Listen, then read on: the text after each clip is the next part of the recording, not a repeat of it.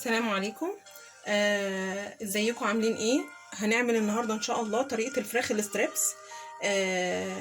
هنشوف بقى معانا ايه المقادير.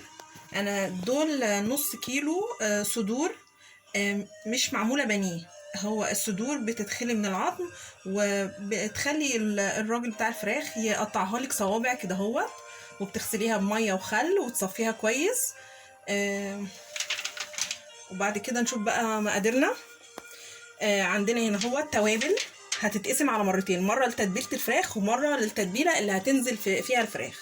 عندنا هنا هو كاري، كركم، بهارات فراخ، توم باودر، جنزبيل باودر، بصل باودر، ملح، زعتر، وفلفل اسود. عندنا هنا هو معلقه خل، معلقه لبن، معلقه صغيره بيكنج باودر، وعندنا بيضه، وعندنا 3 معالق كبار من النشا، ونص كوبايه ميه، وكوبايه دقيق. اول حاجه هناخد نص التوابل اللي عندنا دوت هنتبل بيه الفراخ. ادي الجنزبيل، وادي البصل، وادي الملح، الزعتر، الفلفل الاسود، الكاري والكركم، وادي بهارات الفراخ.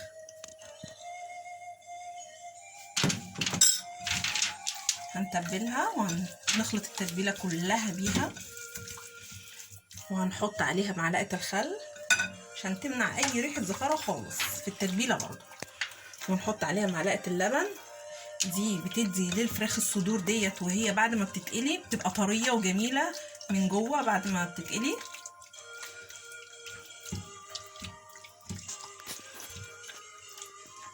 بس هنركنها كده ونعمل التتبيله بقى اللي هتنزل فيها. هنجيب كوبايه من الدقيق، هنحط عليها البيكنج باودر وبقيه التوابل اللي عندنا،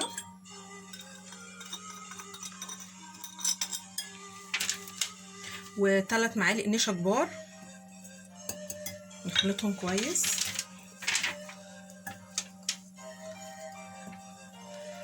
والبيضه،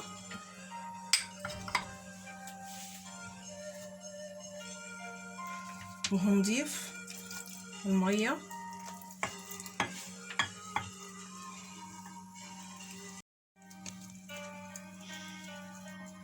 احنا ضفنا ميه كلها اهوت، وده سمك الخليط اللي انا عايزاه، مش عايزاه تقيل ومش عايزاه برضو يبقى خفيف قوي. ده اللي هتنزل فيه الفراخ في اول مرحله. هنجيب الفراخ كده، وهنجيب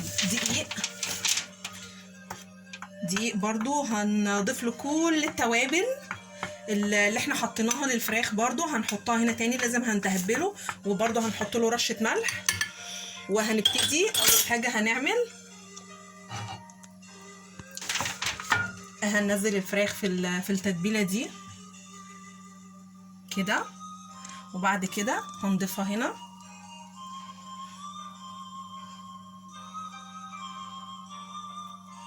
هندخل الدقيق كله في العجينه بالشكل ده. ناخد تاني،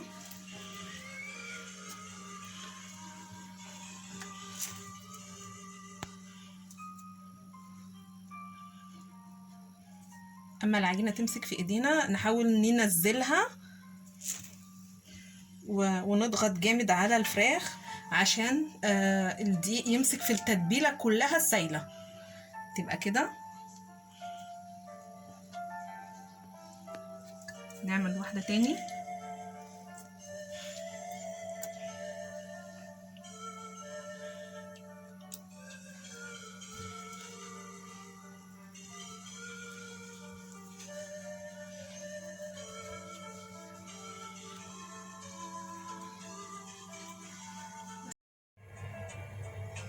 ودلوقتي هنقلي الفراخ الستريبس في الزيت، نسخنه كويس بس عشان تقرمش. واول ما لونها يبقى ذهبي هنطلعها على طول ونصفيها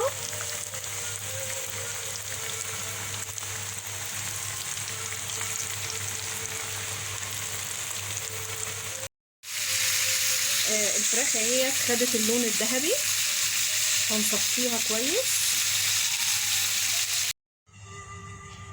وده شكل الفراخ الستريبس بعد ما عملناها، وانا هقدمها مع رز ريزو اللي بناكله في كنتاكي، وده الصوص بتاعه. ان شاء الله هبقى انزل لكم الطريقه بتاعته في فيديو تاني ان شاء الله باذن الله. ولو عجبتكم الوصفه جربوها، وما تنسوش تعملوا لي لايك وشير وسبسكرايب وتفعلوا الجرس، ونشوفكم الفيديو الجاي ان شاء الله.